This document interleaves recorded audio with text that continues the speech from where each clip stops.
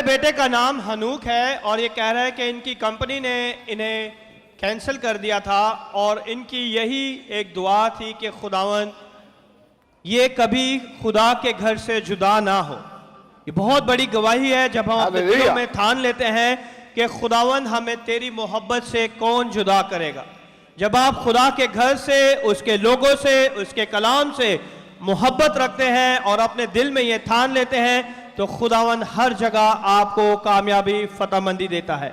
और आज ये इसी बात की गवाही देने के लिए यहाँ पे मौजूद है कि यीशु ने इनकी जिंदगी में अपना जलाल जाहिर किया। जोरदार तालियां बजाएं और यीशु के नाम को जलाल दें।